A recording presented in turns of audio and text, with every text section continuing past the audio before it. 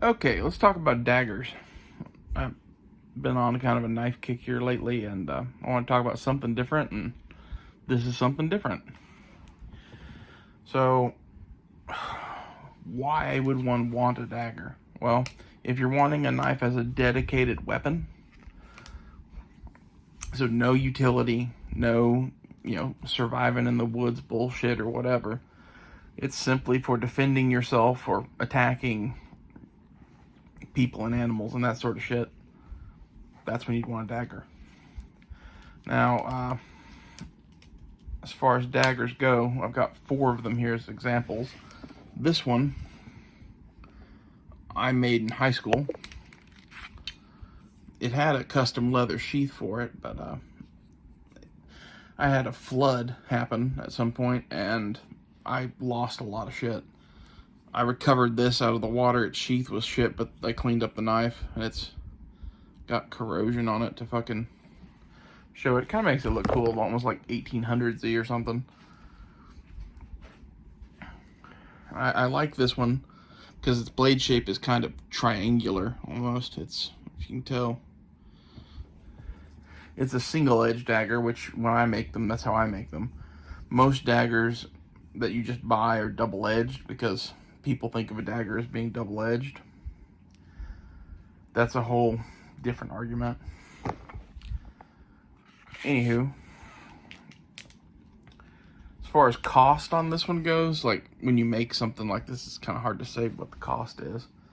Like the piece of steel is probably less than $5 or $10, and I spent a few dollars on that cowbone handle, and then the nickel silver on there was probably about $5 or $10 too. Then this sheath is off a Camillus M3 trench knife. I had it laying around after the flood, and it didn't get killed, so it became the sheath for this one. It looks kind of cool. It's like World War II looking. Our second contender is a Kershaw. This is the Kershaw Secret Agent, I think they call it. This is a cool knife because it's all like $20, $25, somewhere like that. And as a little concealed carry dagger, pretty cool for the money. And then this is the cold steel drop forged boot knife, I think they call it, or boot dagger, one or the other. It's like $45. I bought it because I thought it was cool. I don't usually really use or carry daggers, but I have a few of them just because I think they're cool. Let's show this one in the sheath first. And this one is a big boy. This is the Odin Wolf sow catcher.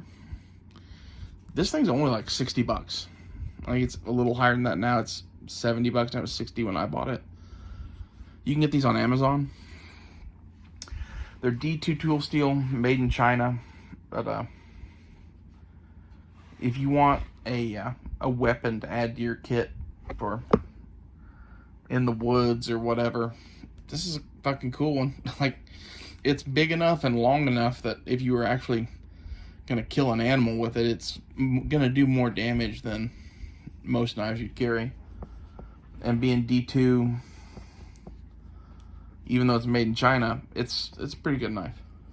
It's got kind of a cold steel-ish knife. It's got a rubberized handle, this like Secure-X style sheath, which is just plastic. Anyway, those are the daggers I have. All for collecting purposes, pretty much. I just buy one when it's cheap and I think it's cool.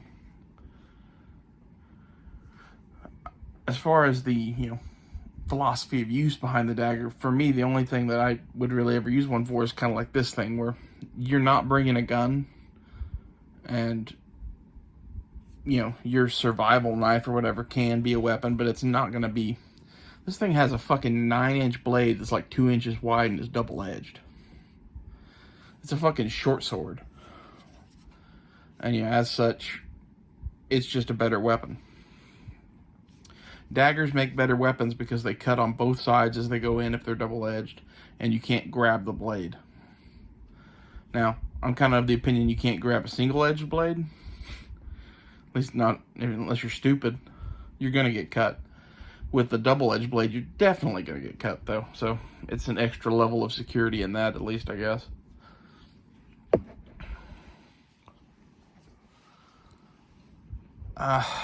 One of the most famous daggers is like the Fairburn-Sykes dagger. I don't have one of those. They're kind of small, in my opinion, and I'm sure they're good at what they're good at because they were designed by who they were designed by, and they were used all over World War II, but it's never a knife that really attracted me much. And, you know, this one sits on some, like, web gear I have for wilderness survival or whatever. I don't know if I would bring it or not. It's quick detach. The sheath has a snap and Velcro on it, but it's on there. You know, it's an extra thing to carry. But at the same time, if you did have to make a spear or something, this makes a hell of a spearhead. And it's got a lanyard hole in the handle, so you could help tie it off with that. And the rubberized handle will take rope really well. Just lash the fuck out of it. It's another good use for daggers. Something as small as like this little cold steel, less so. But once you get in this like 9-inch range, like, fuck yeah. As far as like a combat knife goes, I think the dagger's reputation speaks for itself. It's, you know, some form of this blade has been around since the fucking Copper Age. Or longer. There's probably stone daggers.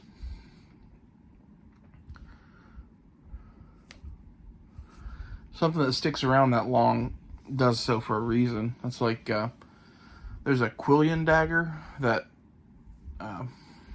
Todd Cutler makes, that he has the date range on it from like the 1300s to the 1700s or some shit like that, because in England they were used throughout that entire period. And that's just one design of it, not to mention just daggers in general. When you see a design like that that's used for 500 fucking years without any changes, there's probably something right going on with it. And in reality, it doesn't look that dissimilar from some knives that you see popping up in World War I and II.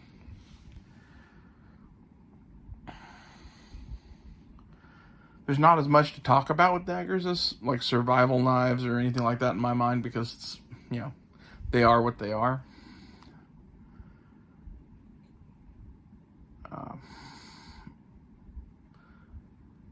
One of my favorite daggers actually is the M3 trench knife that the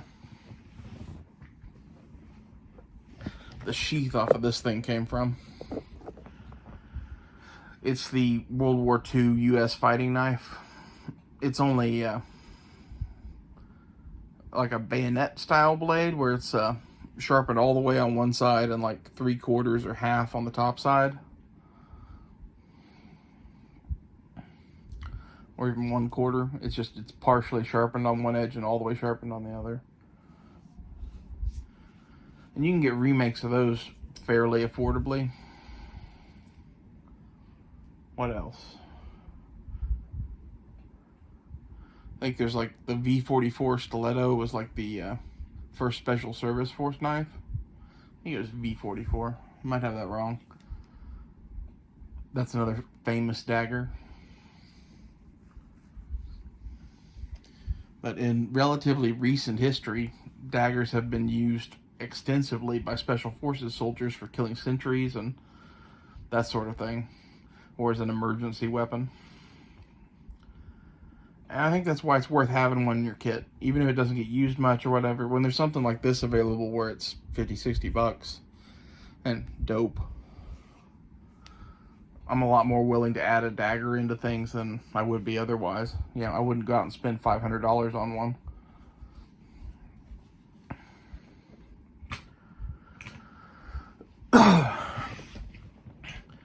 What about as an everyday carry knife? We've been talking about fixed blade knives for EDC. That's kind of what I do. have been doing and am going to do some version of that. One of the things you have to consider is that there's a lot of localities where double-edged knives are illegal to carry.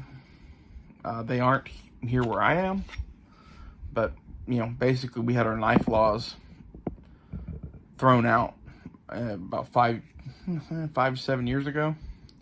We used to have a bunch of knife laws in Oklahoma, and I don't know exactly what caused it, but some legislative process ended that shit, and now we have basically no knife laws. I think there's still one or two things that might be illegal, but for the most part, you can carry whatever you can buy. If you want an auto knife or a balisong or whatever, that's nice. And being as such, something like this wouldn't be a horrible carry, except for the fact that it's kind of heavy for what it is. It's a solid piece of steel, but that does make it indestructible. Its sheath is suboptimal in my opinion. It has this ulti clip bullshit on it. I don't know. I go back and forth on these. They're not the worst thing in the world, but I don't like them. They tear up whatever you clip them to. They hold too tight, which is better than the other problem clips have, where they're just too fucking loose. Like this Kershaw's clip doesn't hold on anything. But as an EDC dagger, I mean, there's a reason I have two in this size range. These are basically the same size. You can tuck it into your pants and nobody knows you have it. And, this is like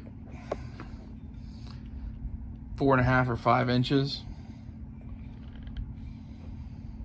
It's enough to get the job done.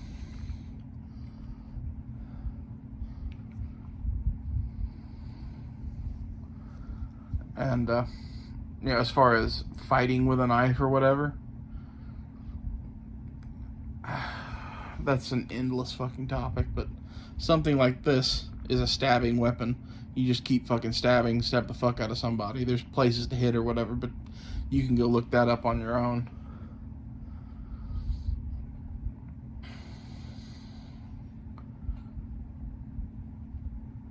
Knife fighting is a can of worms that I don't know that I want to get into and talk about on this channel, but I have thoughts. And for most of that, the dagger makes sense. While slashes and cuts and whatever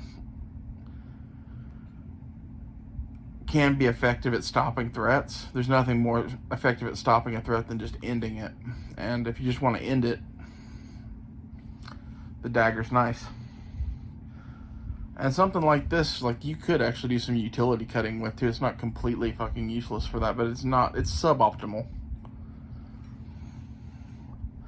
That's one of the trade-offs that you have with daggers, in my opinion, really, is you're trading other capabilities for that double edge and being more effective as a weapon in theory. That's even really debatable, I think.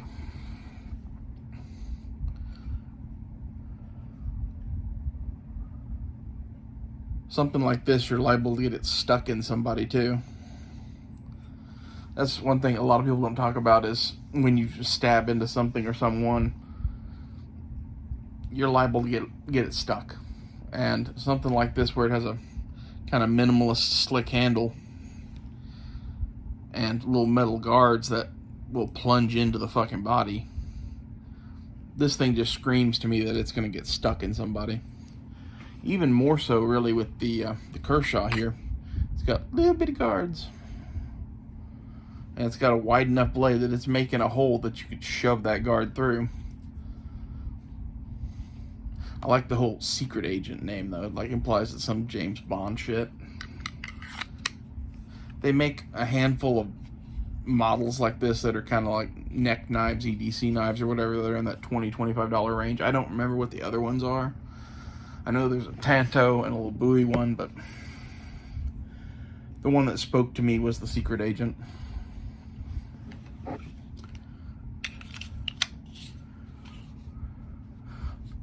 Anyway,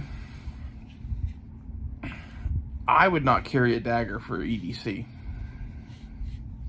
As, you know, tempting as that might be,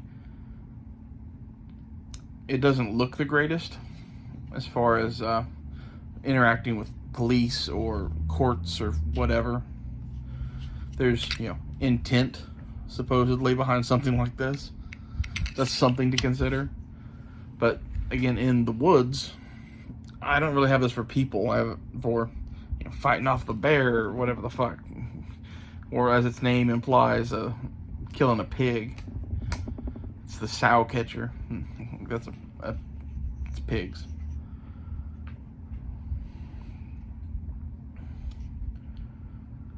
You could do worse than something like the sow catcher for animal defense. It's not something I'd want to fight a bear with or whatever, but like on the end of a fucking pole, it's a big enough blade you could probably take down some pretty large game with it.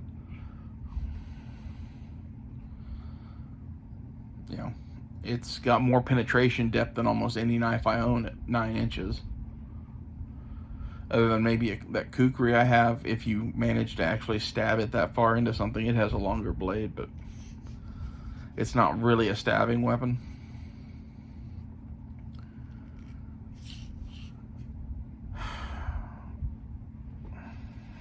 The other cool part about a dagger, in my opinion, is if you do use it for utility tasks, is you have 2 edges. So when one gets dull, you just flip it over, and now you have a whole new edge. I'd really like to see more the Mora Knife Company from Sweden. Yeah, Sweden. I'd like to see them make a dagger. You know, something like this more Eldris thing with a longer blade, kind of similar handle, and make it a double Scandi grind. That way you'd have 2 Scandi grind knives all in one, and it could be a little self-defense dagger at the same time. I have a feeling you're never going to see that from Mora because they just don't make shit like that, but it would be cool. And that would be one of those where, like, you are trading off some utility because you can't get up on the back of the knife and press and shit, but you don't always do that anyway. There's a lot of ways to grip a knife where you don't need to do that, and having 2 sharp edges at all times would be super cool. I used to have a SOG Pentagon, I think it's called, something like that, where one edge was plain edge and one edge was serrated. That's a pretty cool knife. I always liked it because one of the Splinter Cell games had him carrying around one of those. I think it was the 3rd one, Chaos Theory. He's on the cover with his SOG Pentagon, his hand and ice pick grip, about to stab somebody. And like, that's the other cool part about daggers to me, is they're kind of like submachine guns. Submachine guns are cool because of the people who use them, and it's a little harder to get them, and it's a special forces kind of thing. You know, special forces guys use stuff like daggers too. Secret agents, Green Berets, yada yada yada. So just as a, you know, cool guy item to own, they've got some panache or whatever. Overall, they're probably a waste of money. And that's why I have a couple of them, but they're all cheap ones. Like, the most expensive one here is $60, and the only reason I bought it is because it's fucking huge and D2 at that price. Like, if this thing was made by, I don't know, anybody else, it would be way more money. I don't know that much about Odin Wolf, the company that made this. Never heard of them before. But you can tell somebody in China was making Cold Steel products, and when Cold Steel stopped buying Chinese shit, they had to figure out something to do. That would be my guess on this company. Because the sheath is Cold Steel styled, the handle is Cold Steel styled. Like, the blade is kind of its own thing. It has a fuller in it, which is kind of cool. A lot of people say that's a blood groove. No, that's a fuller, and fullers are done for weight reduction on a big knife like this. But stupid people think that's so blood drips out of the wound. That's ridiculous. blood drips out of the wound because you just stabbed a fucking knife into it. It doesn't need a blood groove to do that. My favorite thing is seeing like the fuller on like a buck special. People calling it a blood groove. Like, sure. What do you think of daggers? Do you own any? Now, would you EDC one? I'm pretty firmly in the camp of no, mainly because I've never found one that is in this kind of EDC range that was set up right, in my opinion. I don't know what set up right would be for a dagger, but it's not this ulti-clip bullshit. And it's not this useless Kershaw shit either. At least the Kershaw is set up to be a neck knife too. So you got that going for you. It's kind of long for a neck knife. I have carried this in the waistband before, and if you do that, you just have to know to press off the sheath instead of just pulling it, because just pulling it, you're just going to rip it off your pants. And then the cold steel boat anchor has the weight problem and the ulti-clip problem to me. Which when I bought this, I was like, it's been a while since I tried an ulti-clip. Let's give it a shot. Still hate them. So tell me about your daggers below. See you guys later.